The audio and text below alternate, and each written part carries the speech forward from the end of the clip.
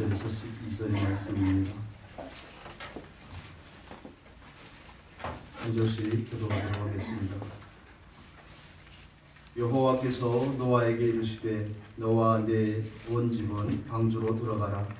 내가 이 시대에 내 앞에서 의로움을 내가 보았음이니라.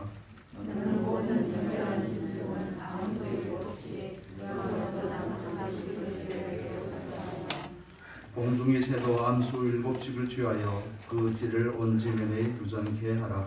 지금부터 주의를 하여 사십시간을 하나님께 이르려 자기의 모든 생물을 지면에서 썩어버리라. 노아가 여호와께서 자기에게 명하신 대로 다 준행하였더라. 홍수가 땅에 있을 때에 여호와가 600세라. 노아가 아들들과 아내와 자부들과 함께 홍수를 피하여 방주에 들어갔고 정결한 짐승과 부정한 짐승과 새와 땅에 있는 모든 것이 하나님이 노아에게 명하신 대로 암수 2씩 노아에게 나와 방주로 들어갔더니 시체를 위한 형사가 쌓이는 같이 읽겠습니다. 노아 600세 되던 해 2월 곧 그 달 17일이라. 그날에 큰 기쁨의 샘들이 터지며 하늘의 창들이 열려 40주야를 비가 땅에 쏟아졌더라.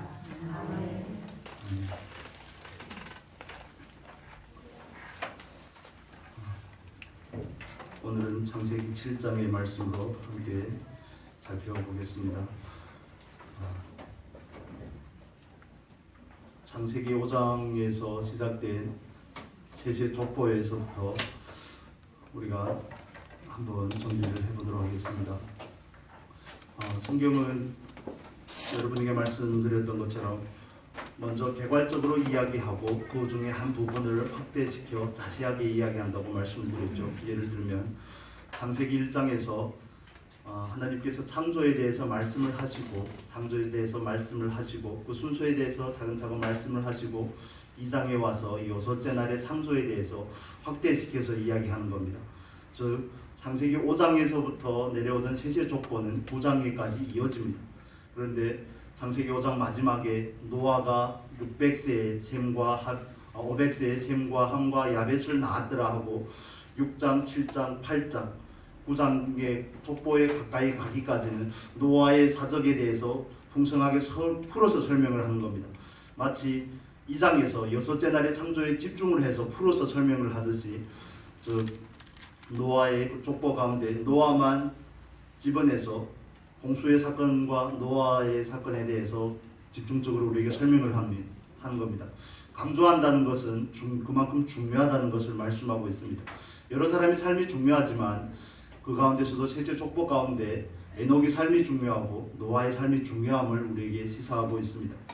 즉 하나님의 말씀을 따라 사는 사람, 세세 후손으로 부르심을 받은 사람들은 어떻게 살아야 되는지를 우리에게 이야기해주고 있습니다. 에녹을 통해서는 잠깐만 간단하게만 보여주었다면 노아를 통해서 그의 생애 가운데 500세의 아들을 낳고 나서 하나님으로부터 심판에 대한 계시를 받고 나서부터 그가 구체적으로 어떻게 준비하였는지를 자세하게 다루는 겁니다. 자세하게 다루는 것, 반복적으로 다루는 것은 그만큼 중요하다는 의미를 가지고 있습니다. 오늘 말씀을 통해서 노아 홍수가 가지는 의미가 무엇인지 전체적으로 살펴보려고 합니다. 6장, 7장, 8장, 9장에 이르기까지 노아의 홍수의 사건을 다루고 있는데 성경에서 이만큼의 분량을 할애한다는 것은 창세기가 50장까지 있습니다. 그런데 거의 10분의 1에 가까운 양을 홍수에다가 할애를 한다는 것은 굉장히 중요한 의미를 가진다는 것을 우리에게 말씀해주고 있는 겁니다. 우리가 창세기를 살펴볼 때 창세기의 사건은 이스라엘 백성들에게 옛날의 이야기를 회고해서 말씀을 드리는 거라고 이야기 드렸습니다. 이해가 되십니까? 먼저 이스라엘 백성들을 애굽에서 구원해내서 시내산으로 데려다 놓고 광야를 거치는 가운데서 하나님께서 모세를 통하여 이스라엘 백성에게 옛날의 이야기를 하는 겁니다. 이스라엘 백성들은 어떻게 애굽에서 건짐을 받았는지, 왜 우리가 구원을 받았는지, 왜 바로가 아니고 왜 애굽 사람들이 아니고 왜 우리가 구원을 받았는지에 대해서 잘 이해가 되지 않고, 그럴 때 하나님께서 모세를 통하여서 하나님께서 이스라엘 백성을 구원하신 그 일은 어느 순간 갑자기 열심을 내서 이루신 것이 아니라 언약의 신실한 하나님의 열심의 결과였음을 보여주는 겁니다. 그래서 모세에게 나타나신 하나님은 어떤 하나님이죠? 아브라함의 하나님, 이삭의 하나님, 야곱의 하나님. 아브라함도 죽고 이삭도 죽고 야곱도 죽었지만 하나님은 여전히 살아계시며 그 약속에 신실하신 분이라는 것을 말씀해주고 있는 겁니다. 저 이스라엘 백성들의 입장에서 저와 여러분이 이스라엘 백성들의 입장으로 빙의가 돼서 이 이야기를 듣는다면 어떨까요? 노아의 홍수 사건에서 모든 사람이 다 죽었다면 이스라엘 백성이 있을까요? 없을까요? 느낌이 잘 안 오시죠? 하나님께서 하나님의 형상을 따라서 사람을 만드셨죠. 그리고 그 아담과 하와에게 하나님께서 기대가 있으셨지만 그들이 범죄함으로 하나님의 기대를 저버리게 됩니다. 언약을 배반했다고 호세아 선지자는 이야기하죠. 즉 그렇게 죽을 수밖에 없는 아담과 하와에게, 불순종에 죽을 수밖에 없는 아담과 하와에게 여자의 후손을 주시겠다는 약속을 하고 그 연장선 가운데 노아의 홍수의 사건이 있습니다. 그래서 노아의 홍수라고 우리가 표현을 하지만 홍수의 초점은 홍수 자체에 있는 것이 아니라 노아를 보존하신 하나님에게 있는 겁니다. 노아와 모든 생물을 보존하신 하나님. 3장 15절에서 여자의 후손이 와서 사단이 모든 권세를 깨뜨리고 마귀의 권세에서 온전히 건지겠다는, 죄 가운데서 건지겠다는 그 약속이 아직 이루어지지 않았기 때문에 노아에서 끝날 수 없는 겁니다. 홍수 심판으로 끝날 수 없는 겁니다. 그런데 이스라엘 백성들은 예전에 그 이야기를 모세를 통해 들으면서 그랬구나. 하나님께서 오늘 우리를 이 자리에 세우기 위해서 노아를 통해 죄악이 관영하는 그 세상을 심판하실 때 한 줄기 희망을 주시고 노아로 다시 시작하셨구나. 이해가 되십니까? 노아로 다시 시작한 인류가 또 여전히 죄를 짓고 부패하기 때문에 아브라함을 부르셔서, 우리 조상인 아브라함을 부르셔서 우리들의 명맥을 이렇게 이어오셨구나. 애굽에서 방치한 듯 보였지만 하나님께서 그 언약을 다시 기억하시고 우리를 부르셔서 애굽에서 인도해내시고 약속의 땅으로 가기까지 우리를 시내산까지 광야까지 인도하셨구나. 그 흐름 가운데서 우리가 이해를 하셔야 되는 부분입니다. 노아의 홍수의 사건의 초점은 홍수 자체의 심판에 있는 것이 아니라 노아에게 있는 겁니다. 노아를 보존하신 하나님, 세상 만물을 보존하신 하나님에게 있습니다. 지난번에 제가 저희 큰아빠를 뵌 적이 있는데 저는 집안 어른들을 만나면 옛날의 이야기들을 자꾸 여쭤봅니다. 할아버지는 어땠는지, 조조 할아버지는 어땠는지 그런 이야기를 이렇게 족보로 우리가 몇 대인지 뭐 이런 걸 자꾸 여쭤봅니다. 옛날의 이야기를 많이 해주라고 이렇게 부탁을 하는데 이러저러한 얘기를 하다가 저희 큰아버지께서 그런 말씀을 하시더라고요. 저희 정조 할아버지 때에 와서는 아들이 4명이 태어났는데 그 전까지는 3대째 독자로 왔다는 겁니다. 그 이야기를 들으면서 저는 좀 찌릿한 그런 느낌이 들었습니다. 그때 그 명맥이 끊어졌다면, 그때 그 3대 독자로 내려온 그 명맥이 딱 끊어졌다면, 옛날에는 집에 아들이 하나다 이런 건 굉장히 드문 일입니다. 어찌 보면. 그런데 그 명맥이 끊어졌다면 내가 있을 수 있을까? 노아의 이야기를 보면서 이스라엘의 입장에서 노아의 얘기를 들을 때 그렇구나. 노아와 그 가족이 그때 다 망했더라면, 방주를 예비하지 못하고 망했더라면 이스라엘 백성들도 없는 겁니다. 구원이고 뭐고 모든 것이 다 없어지는 겁니다. 노아의 사건을 우리가 이스라엘의 입장에서만 생각할 것이 아니라 저와 여러분이 이 사건 가운데로 들어가서 생각할 필요가 있는 겁니다. 우리에게 적용을 해서 생각할 필요가 있는 겁니다. 노아 때의 마무리가 됐더라면 저와 여러분의 삶은 없는 겁니다. 이 세상에 올 수도 없는 거죠. 느낌이 잘 안 오시겠지만 우리는 그것 때문에 이 세상에 태어남, 하나님의 부르심을 따라 이 세상에 온 자체가 하나님께서 구원하시고자 하는 그 열심히 연장선 가운데 있다는 것을 이해하시기 바랍니다. 그것을 우리는 믿기 때문에 또 이 자리에 나와서 예배하는 줄로 믿습니다. 우리가 성경을 읽을 때 성경에서 이루어진 그 일들을 나와 연관을 시켜야 되는 겁니다. 노아 방주의 사건이 저와 여러분에게 무슨 상관이 있을까요? 노아를 통해서 하나님께서 보존하신 이 사건, 홍수를 통해서 세상을 심판하신 이 사건은 저와 여러분에게 2차적으로는 저와 여러분에게 준 겁니다. 1차적으로는 이스라엘 백성에게 준 거지만 2차적으로는 저와 여러분에게 준 겁니다. 홍수의 심판, 40일 동안 비가 내렸습니다. 기품의 샘들이 터지고 하늘에 창이 열리고 40일 동안 비가 내렸는데 성경에서 40이라는 숫자는 시험과 심판의 숫자죠. 이스라엘 백성들이 광야에서 40일 동안 40년 동안 정탐한 날 그대로 그날 수 그대로 40년으로 하루를 1년으로 환산을 해서 광야에서 40년 동안 유리방황을 하게 되고 또 예수님께서 오셨을 때도 그 구약의 사건을 상기시키기 위해서 40일 동안 금식을 하셨죠. 성경에서 40이라는 숫자가 여러 번 나오는데 또 하나님의 심판과 하나님의 시험에 대한 그런 이야기를 하고 있습니다. 홍수의 사건이 그냥 홍수로 그치는 것이 아니라 저와 여러분에게 말씀하시고자 하는 바가 있다는 사실을 우리가 먼저 믿고 이 사건을 들여다봐야 되는 겁니다.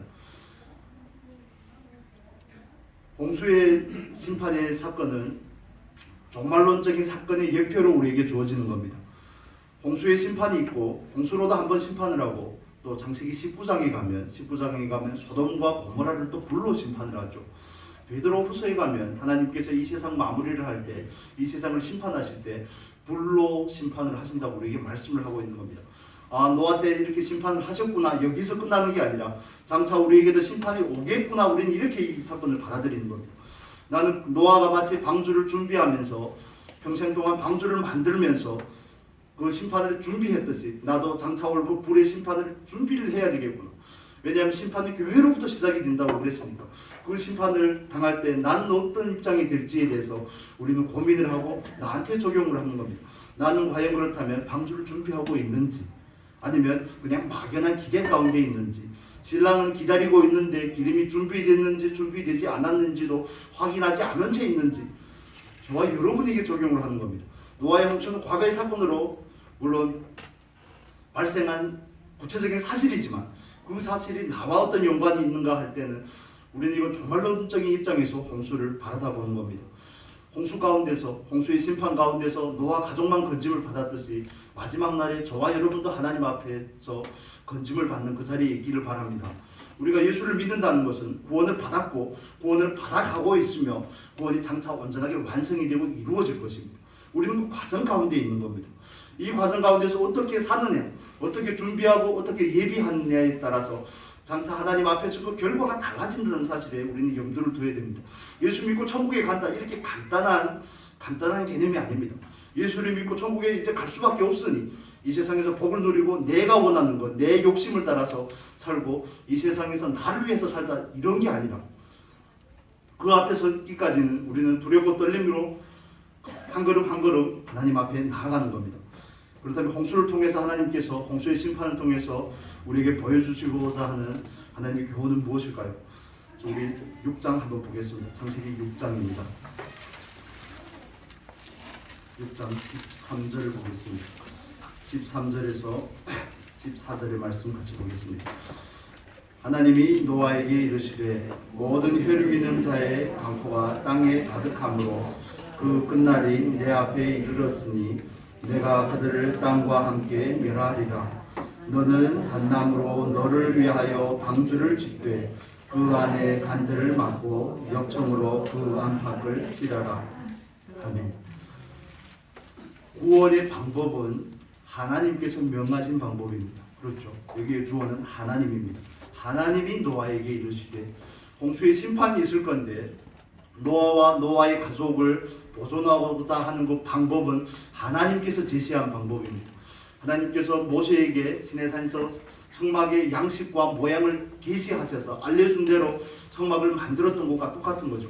방주를 만든 재료며 방법이며 규격이며 이 사이즈 모든 것을 하나님께서 말씀하신 겁니다. 여러분, 우리가 상상력을 좀 동원을 해볼 필요가 있는데요. 기품에 샘들이 터졌다는 것은 그냥 우리가 수원지 같은 데 가면 샘물이 콸콸 올라오는 그런 느낌이 아닙니다. 천지개벽이 일어난 겁니다. 천지개벽이 일어난 겁니다. 우리가 방주하면 항공모함이라든지 이런 배 같은 걸 자꾸 연상을 하려고 그러는데 방주라는 단어는 상자라는 뜻입니다. 상자. 우리가 한 규빗을 50cm로 계산을 했을 때 길이는 150m, 높이는 15m, 넓이는 25m에 달하는 큰 상자입니다. 거기는 배의 키도 없고 돛도 없고 이런 얘기를 하는데 그냥 상자입니다. 생명 보존을 위한 상자입니다. 그런데 그 상자가 중요한 것은 하나님께서 말씀하신 대로 하셨기 때문에 그 노아의 가족과 모든 동물들이 암수의 동물들이 보존할 수 있었다는 데 초점이 있습니다. 하나님께서 명령하신 대로 했기 때문에 하나님의 방법이기 때문에 그게 구원이 유효한 겁니다.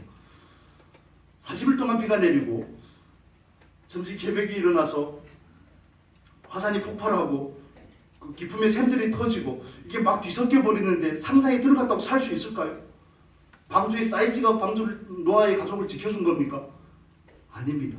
그냥 우리는 유유하게 떠다녔겠지 이렇게 생각을 하시는데, 그래서 요즘에도 창조과학회 같은 그런 분들은 에덴 동산이 위치가 어딜까? 오늘날에 남아있는 유프라테 강과 티그리스 강을 통해서 아마 중동 지역일 거라 이렇게 연상을 하는데, 다 뒤섞여 버려가지고 우리는 온전하게 알 수도 없습니다. 어찌 보면. 그런 와중에서 하나님께서 노아의 가족을 지킬 수 있었던 유일한 방법은 그들이 하나님이 만드시라고 명령하신 그대로 만들었고 그대로 들어갔기 때문에 가능한 겁니다. 방법과 모든 것은 하나님으로부터 비롯된 겁니다. 저와 여러분에게 있어서 구원의 방법도 하나님으로부터 비롯된 줄로 믿습니다. 내가 믿고 싶은 대로 믿어 구원을 얻는 게 아닙니다. 내가 믿고 싶은 대상으로 믿어서 구원을 얻는 게 아니라 오직 길이요 생명이요 진리가 되신 예수를 믿어야 구원이 있는 겁니다.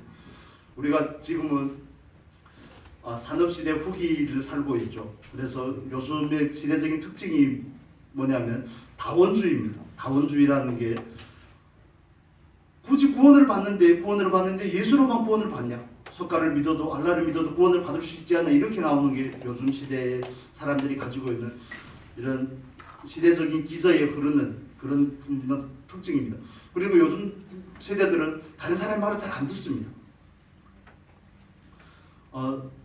여러분 세대 분들처럼 그렇게 순종적이지가 않습니다. 요즘 세대들은 되바라졌다 이런 느낌이 아니라 세대적인 흐름이 그런 겁니다. 그래서 들고 나오는 게 인본주의를 들고 나와서 예수에게만 구원이 있냐 이렇게 태클을 거는 겁니다. 문화적으로 또 사회적으로 사단이 하는 일이죠. 그것도 그런 와중 가운데서도 저와 여러분이 지켜야 될 것은 오직 예수에게만 구원이 있다는 사실을 우리는 믿고 따라가는 줄로 믿습니다. 아멘입니까? 예수에게만 구원이 있습니다. 다른 이로서는 구원을 받을 수 없나니 성경은 분명히 우리에게 말합니다. 천하 인간에게 구원을 받을 수 있는 이름은 예수밖에 없는 겁니다. 다른 사람이 뭐라고 해도 하나님께서 말씀하신 방법과 하나님께서 말씀하신 그 규격대로 만든 그 방주에 들어가야 되는 겁니다. 그 방주, 하나님의 말씀하신 방주가 아닌 다른 방법은 유효하지 않다는 겁니다. 그때 당시에도 6월절의 어린 양의 이야기가 출애굽기 12장에 나오는데, 그때 보면 이스라엘 백성들이 인번과 문설주에 피를 칠하는 걸 보고 또 하나님께서 10가지의 재앙으로 애굽을 심판했을 때 애굽의 백성들도 하나님의 심판을 따라서 자기의 가축들을 집에 들이고 하는 그런 경우들이 있습니다. 그래서 그들도 그 재앙에서 모면을 합니다. 노아가 방주를 그렇게 만들고 하는데 아마도 따라서 흉내를 낸 사람들이 있지 않을까 짐작을 해보는 거죠.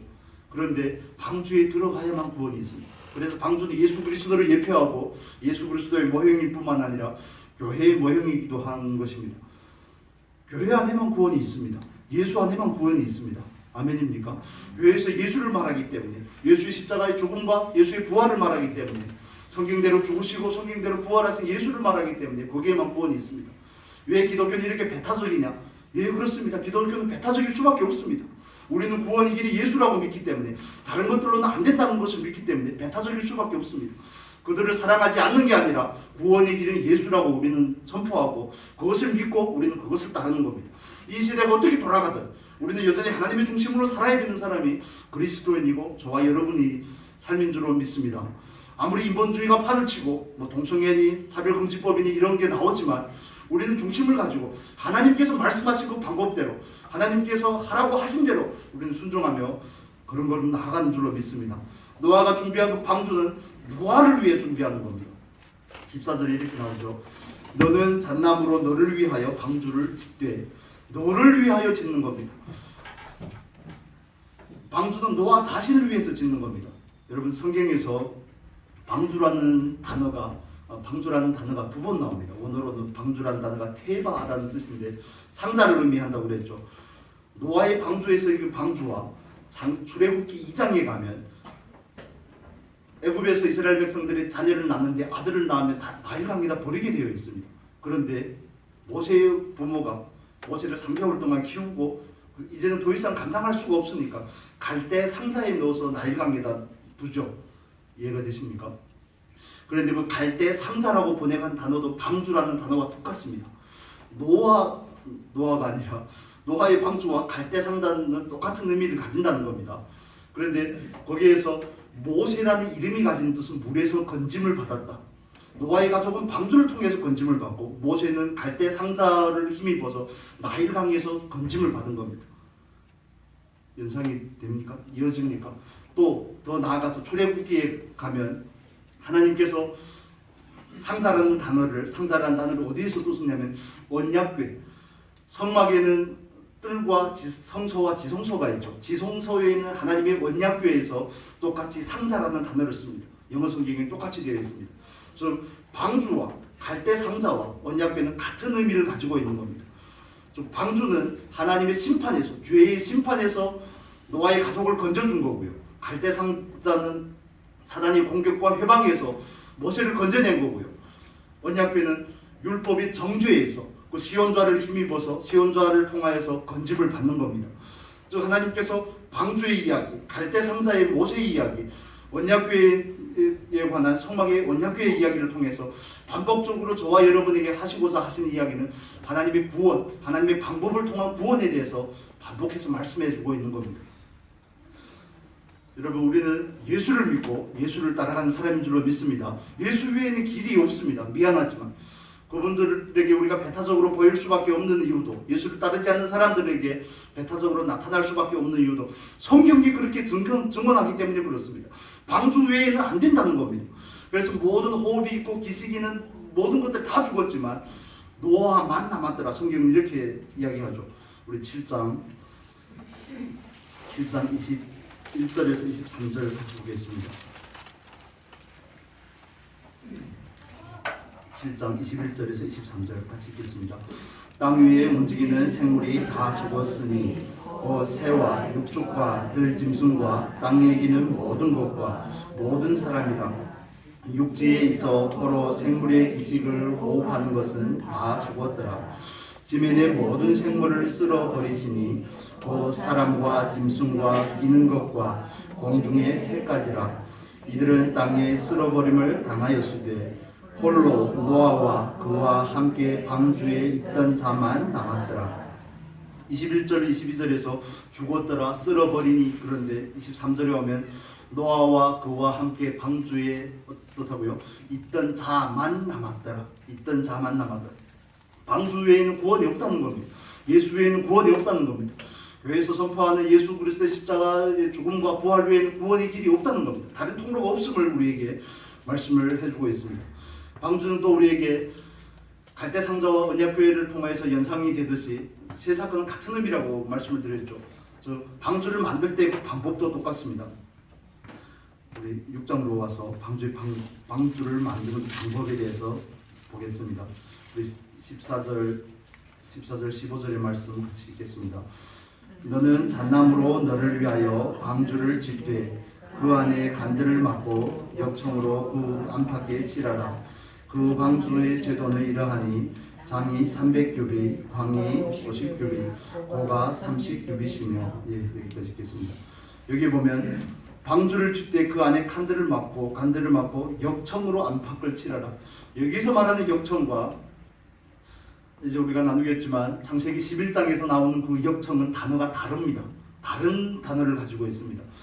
저 역청이라는 것은 오늘날 우리가 아스팔트죠. 일본어 성경에는 아스팔트라고 되어 있습니다.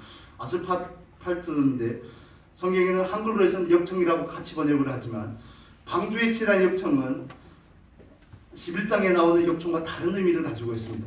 단어적으로도 다르지만 방주에서 칠한 그 역청, 칠하다는 뜻은, 먼저 칠하다는 말씀을 드릴게요.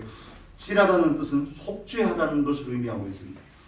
속죄한다, 속전한다, 이런 뜻이 있습니다. 덮는다는 거죠. 덮는다는 겁니다. 칠해서 덮는다는 겁니다. 마치 이스라엘 백성들이, 아론이 대제사장이 이스라엘 백성을 대신해서 지성소에 들어갈 때 언약궤라는 그 궤 위에 시온좌라고 있습니다. 시온좌에다가 피를 뿌려야만이 죄가 덮어지는 것과 같은 겁니다. 저와 여러분의 죄는 우리들의 죄가 조금같이 붉을지라도 하나님 앞에서는 가려운 바 된 겁니다. 덮어진 겁니다. 아멘입니까? 그걸 우리가 믿는 겁니다. 마치 나무에다 역청을 칠할 때 그 칠하다는 것이 가리고 덮는다는 의미를 상징하는 것처럼, 그런데 칠한데 뭘 칠하죠? 역청을 칠합니다. 역청이라는 단어는 속죄라는 뜻을 가지고 있습니다. 속죄, 속전 이런 뜻을 가지고 있습니다. 우리가 말씀을 다 찾아볼 수는 없지만 몸값을 드리고 속죄, 그리고 예수 그리스도의 피를 칠해야지만 저와 여러분이 구원을 받을 수 있고 죄를 용서받을 수가 있음을 방주를 통해 우리에게 말해주는 겁니다. 갈대 상자에다만 못을 넣으면 안 됩니다. 역청을 칠해야 되는 거죠. 교회의 그 말씀의 저주에서, 율법의 정죄에서 벗어날 수 있는 방법도 피를 뿌려야 되는 겁니다. 저와 여러분은 예수 그리스도의 피를 힘입어 구원을 얻는 줄을 믿습니다. 그래서 성경은 처음부터 마지막까지 반복적으로 똑같은 이야기를 하고 있습니다. 예수 그리스도의 구원이 무엇인지, 예수 외에는 길이 없음을 우리에게 말해주고 있는 것입니다. 예수 그리스도께 저와 여러분을 위해서 생명을 들이셨기 때문에 우리는 비로소 살 수 있는 겁니다. 나무로 만들었다는 것은, 나무는 살아있는 나무를 자르는 거죠. 나무는 예수 그리스도를 예표하기도 합니다. 의미하기도 합니다. 나무가 죽어야 노아가 사는 겁니다. 나무가 죽어야 노아가 사는 겁니다. 그 나무에 그 방주에 피를 칠해야, 역청을 칠해야지 노아와 가족이 살던 것처럼 저와 여러분의 죄에도 예수 그리스도의 보혈로 덮어야지 우리가 사는 겁니다. 방주의 이야기는 단순하게 그때 당시의 사람들의 죄를, 그때 당시에 그 세상을 심판하고 정화하기 위함이 아니라 우리에게 적용을 하면 우리들의 죄의 문제와 우리들이 장차 우리에게도 맞닥뜨리게 되고 종말의 문제와 연관이 되어 있는 겁니다. 여러분 어떻게 준비하고 계십니까? 방주를 만들고 계십니까? 방주를 예비하고 계십니까? 우리는 예수를 믿었다 이걸로 끝나는 게 아닙니다. 방주를 만들기만 하면 뭐합니까? 방주 안에 있어야 되는 거죠. 이해가 되십니까? 노아가 방주를 만들고 하나님께서 방주 안에 들어가라고 그러는데 방주 안에서 노아가 얼마 동안 있었을까요? 1년하고도 10일 더 있었습니다. 375일을 있은 거죠. 노아가 방주에 있다가 저희는 지난해 코로나 때문에 우리 아들이 물질 접촉자가 되어서 2주 동안 집에서 격리한 적이 있습니다. 5 식구가 2주 동안 집에 같이 있는데 진짜 일리겠더라고. 그렇다고 나가면 어떻게 됩니까? 나가면, 집 밖으로 뛰어나가면 어떻게 됩니까? 방주에는 노아의 가족 8식구만 산 게 아니라 모든 짐승이 암수까지 다 탔습니다. 답답할까요? 답답하지 않을까요?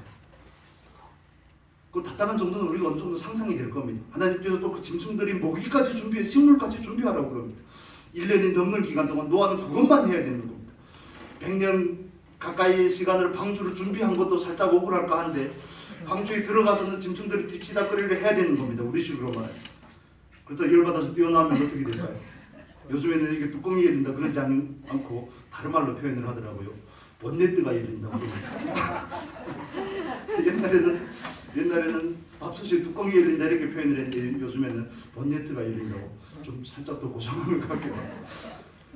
우리가 구장에 보면 노아가 그 방주의 뚜껑을 열 수 있음을 8장에 보면 이렇게 8장 6절 볼까요? 8장 6절. 설명을 돕기 위해서 8장 6절 보겠습니다. 40일을 지나서 노아가 그 방주에서 지은 상을 열고, 노아가 열 수 있습니까? 없습니까? 열 수 있죠. 열 수 있습니다. 13절에 보면 601년 정월 곧 그 달 1일에 지면에 물이 거친지라 노아가 방주 뚜껑을 제치고, 이것은 열고 제치고, 이것은 노아가 자기 힘으로 나올 수 있다는 걸 의미합니다. 물이 감한 것도 알았고 이제는 말라서 나갈 수 있는 상황이 된 것도, 이제 비둘기가 더 이상 돌아오지 않으니까요. 노아가 안 거죠. 그런데 노아는 거기에 또 모릅니다. 2월 27일에 땅이 말랐더라.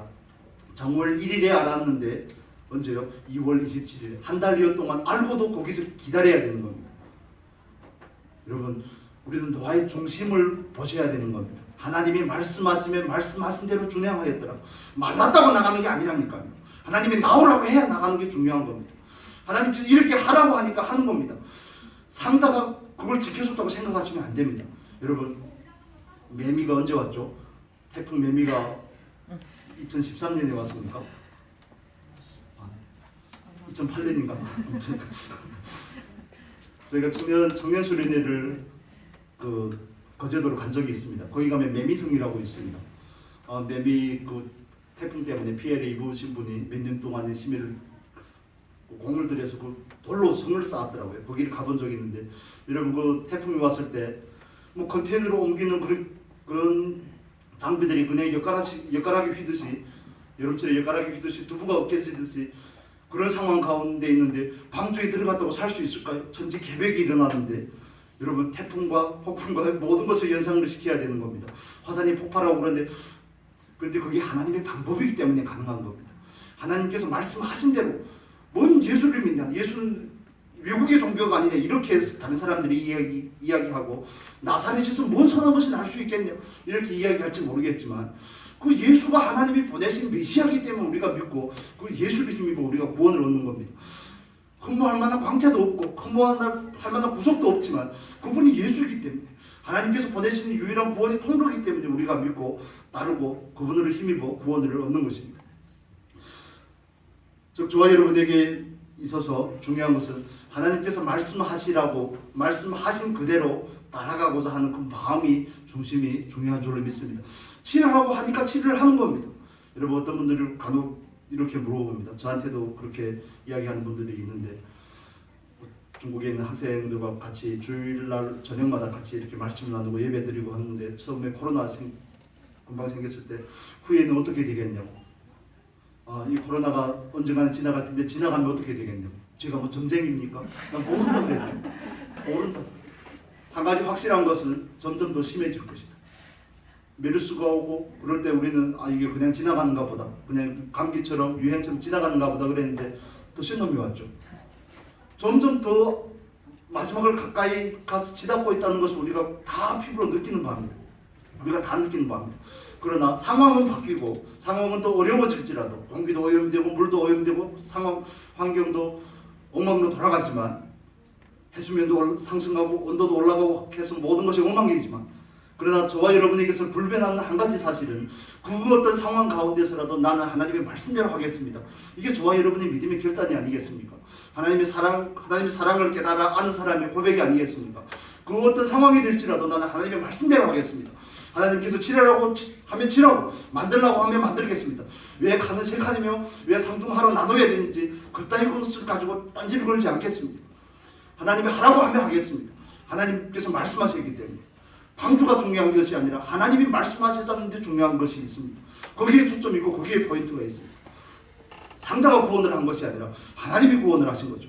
하나님께서 하나님의 방법대로 구원을 하시고 이 만물을 보존하신 것입니다. 저와 여러분에게서도 불변하지 않는 한 가지 사실이 있습니다. 상황이 어떻게 더 어려워지고 형편이 어떻게 바뀔지 우리는 알 수 없습니다.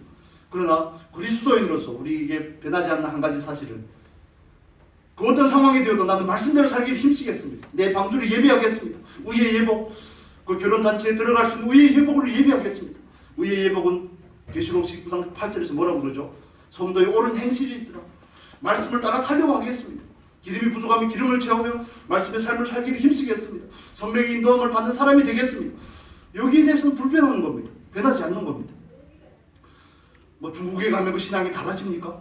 북한에 가면 신앙이 달라집니까? 진짜로 하나님을 바라보고 믿는 사람은 그 어떤 상황 가운데서도 기준이 바뀌지 않는 겁니다. 상황은 바뀌는데 기준은 안 바뀝니다. 말씀대로 살고자 하는 그 기준은 바뀌지 않습니다. 노아가 방주에서 나와서 제일 먼저 한 일이 뭡니까? 8장을 보겠습니다. 8장 20절 보겠습니다. 8장 20절 같이 읽겠습니다. 노아가 여호와를 위하여 단을 쌓고 모든 정결한 짐승 중에서와 모든 정결한 새 중에서 취하여 번제로 단에 드렸더니, 여기서 나오는 번제라는 단어는 성경에서 한 400번 정도 나오는데 성경에서 제일 먼저 사용된 것이 8장 20절입니다. 레위기에 가면 제사의 종류에서 5가지가 있죠. 번제, 소제, 화목제, 속죄제, 속건제 5가지가 있는데 번제가 있습니다. 번제는 속죄를 의미할 때 드리는 겁니다. 속죄제를 드릴 때 번제로 드리는 겁니다. 번제만이 온전히 드리는 겁니다. 노아처럼 그렇게 천지개벽을 경험한 사람이 노아처럼 그런 트라우마를 가지게 되지 않겠습니까? 모든 사람이 다 죽었는데 자기만 살아남았는데 아이고 나만 살아서 좋다 이럴까요? 그러지 않습니다. 일가 친지도 있을 겁니다. 이제는 아무도 안 사니까 모든 아파트가 다 내 거구나 이럽니까?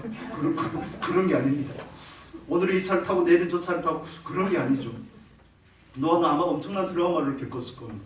비가 내리지도 않는데 방주를 예배하라고 해서 예비를 했더니 생전 보지 못한 비가 40일 동안 내리고 150일 동안 아예 물에다 담가버리니까 얼마나 충격이 있겠습니까?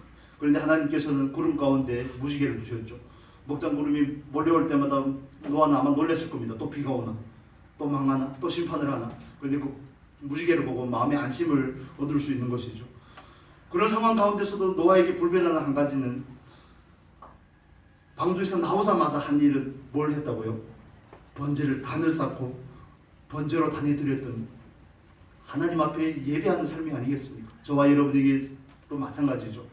말씀을 지키는 삶, 말씀을 따라 사는 삶, 예배하는 삶은 우리는 결코 멈출 수 없는 겁니다. 아프다고 예배 안 합니까? 그렇지 않죠. 아픈 와중에 하는 겁니다. 코로나 있으면 우리도 코로나 있는 와중에 하는 겁니다. 모이는데 금지하고 감염이 되고 하면 집에 격리된 상태로 영상을 통해 같이 예배하는 겁니다.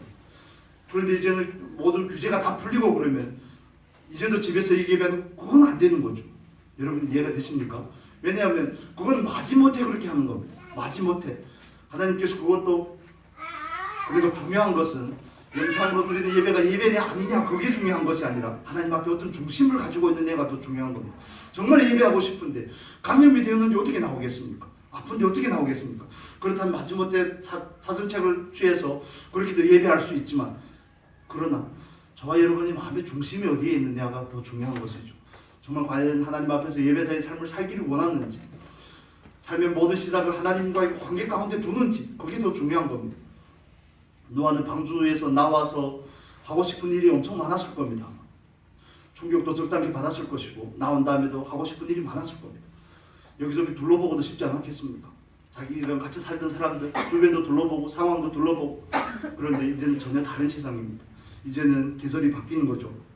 추위와 더위와 여름과 겨울과 밤낮이 섞이는 이런 상황이 됐을 때도 노아에게 불편한 한 가지 사실은 하나님 앞에 예배하는 자로 예배자로 하나님 앞에 섰다는 겁니다. 저와 여러분도 상황이 어떻게 바뀔지라도 이 시대가 얼마나 악해지고 종말이 얼마나 가까워지고 이런 데다 초점을 맞출 것이 아니라 우리가 지금 해야 될 것을 하는 겁니다. 묵묵히 걸음걸음 나아가는 겁니다. 깨어서 근신하게 깨어서 오늘 해야 될 일을 하는 겁니다. 오늘 하나님께 주신 24시간의 시간 가운데 나는 말씀대로 살려고 하는지 나는 하나님 앞에 예배자로 서 있는지 하나님 앞에서 내 존재를 확인하고 있는지 그 부분에 대한 점검을 우리는 가져야 되는 겁니다. 방주의 이야기는 단지 그때 사람들의 말을 듣지 않아서 하나님께서 쓸어버렸더라 이런 개념이 아니라 저와 여러분에게 적용을 해서 저와 여러분이 하나님 앞에서 방주를 준비하는 삶을 사셔야 되는 겁니다. 마지막 날을 준비하는 그 개념도 있지만 그 과정 가운데서 하나님의 말씀대로 하나님이 말씀하시면 내가 지키겠습니다. 하나님께서 말씀하시면 내가 순종하겠습니다. 말씀하신 대로 다 준행하였더라 하는 이 표현들이 여러 번 나옵니다. 여러분 우리는 하나님 앞에 어떤 중심을 가지고 있습니까? 예배 자리에 나오는데 예배가 그냥 예배로 그치면 안 됩니다. 예배는 두 가지입니다. 하나님 앞에서 내 존재를 확인하는 겁니다. 죄인된 내 자리를 확인하고 노아가 정결한 짐승으로 제사를 드렸던 것처럼 십자가의 그 대속의 은총, 구속의 은총에 감사하며 하나님 앞에 나와 감사를 드리는 겁니다. 여러분 마음 가운데는 감사와 찬양이 있습니까? 하나님을 향한 온전한 예배자로 자리에 앉아 있습니까? 장소의 개념이 아니라 마음의 중심의 개념입니다. 상황이 변한다고 할지라도 우리는 말씀을 쫓아가는 삶과 예배하는 삶에서는 절대 바뀌지 않으면 좋겠습니다. 이 세상은 아마도 점점 더 안 좋아질 겁니다. 어떤 형태로 안 좋아질지는 저도 잘 모릅니다. 그러나 불변하는 한 가지는 뭐 중국이든 북한이든 어디에 가든 저와 여러분이 계신 곳에서는 말씀에 향한 순종하는 추구와 사모함이 있어야 되는 것이고 거기는 예배자로서의 그 마음의 자세와 중심이 있어야 되는 겁니다. 오늘 아침에 김세영 집사님 문자 보내신 거 보셨죠? 뭐가 왔다고요? 드디어 올 것이 왔다. 저는 그게 하나님의 음성처럼 들렸습니다. 드디어 올 것이 왔다. 코로나만 그럴까요? 저와 여러분에게 언젠가 드디어 올 것이 오지 않겠습니까? 누구도 피해갈 수 없는 그 누구도 피해갈 수 없는 하나님 앞에서는 그날이 올 텐데 그때는 우리는 어떻게 해야 될까요? 그때를 위해서 나는 얼마나 깨어서 얼마나 준비하고 있는지 내 자녀는 기름이 채워졌는지 이런 걸 우리는 생각을 해야 되는 겁니다. 나는 과연 예배자로 섰는지, 주님 앞에 섰을 때 이제 주님께서 나를 모른다고 하면 어떻게 될 것인지, 그때는 더 이상 돌이킬 수 없는 겁니다. 그때 가서 기름을 사려고 하면 늦은 거죠. 기다리긴 다 기다립니다. 그 기다림 가운데 연약함이 있습니다. 가끔은 졸기도 합니다. 넘어지기도 합니다. 그러나 그 방향성과 중심은 우리가 가지고 가야 됩니다. 하나님께서 저와 여러분을 만드신 목적은 하나님 말씀에 순종하며 살려고 우리를 만드시고 부르신 줄로 믿습니다. 우리를 예배하라고 우리를 부르신 줄로 믿습니다. 그러면서 이 노아의 홍수의 사건을 통해 우리는 그 영원한 그 나라를 소망하며 인내하며 기다리는 겁니다. 난 더 이상 못 참겠습니다. 그러면 노아가 아마 벌떡 일어날 겁니다. 120년이나 참았는데 방주 안에서 1년 넘는 시간 방주 안에서 짐승들과 함께 하면서 참았는데, 인내하는데, 저와 여러분의 삶 가운데서 정말 온전한 중심을 지키면 좋겠습니다. 은혜 입은 자로서 우리 마땅히 행해야 될 바는 하나님의 말씀에 순종하는 것이고 하나님 앞에 예배하는 것이고 그 날을 준비하는 것입니다. 방주는 노아를 위해서 준비하는 겁니다. 그 날의 의의 예법은 나를 위해서 준비하는 겁니다. 여러분 스스로를 위해서 준비하는 겁니다. 그런 와중에서 베드로 후서에서 말하는 것처럼 의의 도를 전하는 것이 저와 여러분의 책임인 것이죠. 그래서 주관적으로는 내 구원을 준비하지만 나를 넘어서 내 가족의 구원을 내가 준비하는 겁니다. 노아가 계시를 받고 그러는데 노아의 가족이 살죠. 주 예수를 믿으라 너와 너의 가정의 구원을 받을 것이라 그렇게 말씀하지 않습니까? 나에게만 임한 그 구원의 은혜가 나를 넘어서 가족으로 열방으로 향해서 나아가야 되는 거죠. 나만 쫓아가는 게 아닙니다. 신앙은. 여러분, 여러분의 자녀들 혹은 손주들 어떻게 하실 겁니까? 위해서 기도해야 되지 않겠습니까? 정말 기도를 해야 됩니다. 마지막으로 한 가지만 말씀을 드리겠습니다.